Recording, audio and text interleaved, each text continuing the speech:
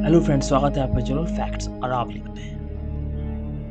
आज का हमारा विषय है धर्म का विकासवादी वृक्ष की बात की जाए कि कौन से धर्म किस समय की अवधि में शुरुआत हुए। मानव जाति के उद्भव के बाद मनुष्य ने अपनी दुनिया को समझने की कोशिश की, खासकर जब अज्ञात घटनाओं का सामना करना पड़ता है, जैसे तूफानों का कारण क्या है, हमारे मरने के बाद हमारे साथ क्या होता है और दुनिया कैसे बनी। यह प्रशंसनीय है कि ऐसे प्रश्नों से ही हमारे पहले आदिम धर्मों का निर्माण हुआ। किसी धार्मिक प्रथा का सबसे पहला प्रमाण 1 लाख साल पहले पाया जा सकता है, जब हमने अपने मृतकों को दफनाना शुरू किया था। हालांकि हम इसे आस्था की उत्पत्ति के रूप में परिभाषित नहीं कर सकते, लेकिन यह सुझाव देता है कि मानवता के उदय में हमने किसी प्रकार के पुनर्जन्म का पर विचार करना शुरू कर दिया।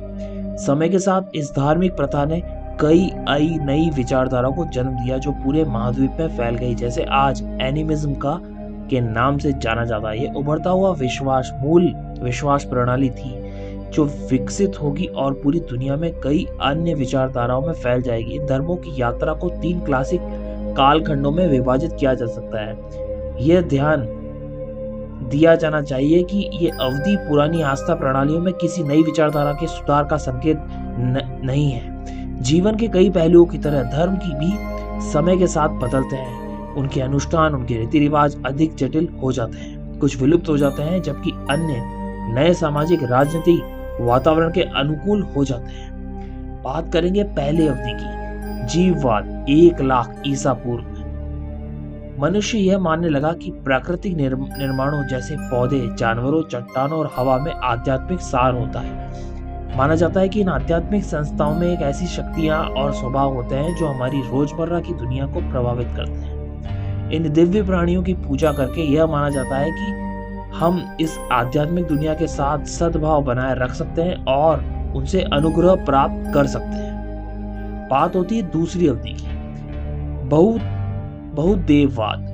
15,000 ईसा पूर्व के आसपास बहुदेववाद की ऐसी एपिलेपियोलिथिक युग में हो सकती है जहां भाषावादी और इतिहासकारों ने नॉस्ट्रेटिक नामक एक काल्पनिक भाषा परिवार को परिभाषित कर दिया, जिसमें सभी अफ्रीकी यूरेशिया बोलाई से प्रभावित थे। जिन शब्दों का पुनर्निर्माण किया जा सकता था उनमें से कई की प्रकृति देवता जैसे धरती माता, पिता, आकाश शामिल थे। इससे पता चलता है कि जीववाद की प्राकृतिक आत्माएं देवताओं की नई पीढ़ी की में विकसित हो सकती है। गड़गड़ाहट और पानी के अमूर्त प्राणियों को और अधिक मानवीय रूप देते हुए नवपाषाण क्रांति के दौरान विशेषज्ञता के नए क्षेत्र जैसे कानून निर्माण, धातु विज्ञान, कृषि, वाणिज्य की आवश्यकता वाली सभ्यताएं उभरने लगी।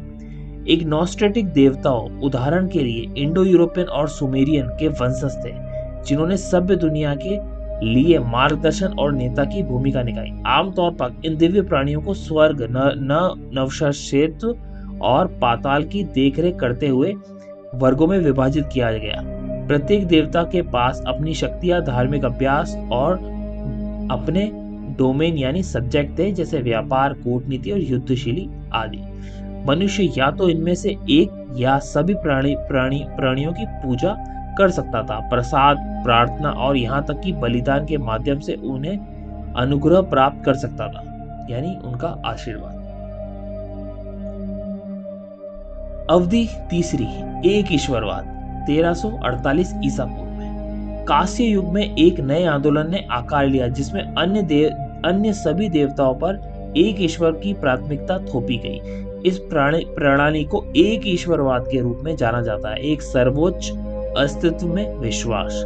1338 ईसा पूर्व में फिरौन अखेनातन ने मिस्र के अन्य सभी देवताओं की भूमिका को कम करने के लिए एटन नामक एक कम ज्ञात भगवान को सर्वोच्च दर्जा दिया। कुछ समय बाद ईरान में ज़ोरोस्ट्र, एक फारसी पुजारी, ने दावा किया कि अहूरा मज़दा एक सर्वोच्च देवता है। अहूरा मज़दा ज़ोरोस्ट्रियन धर्म के देवता है।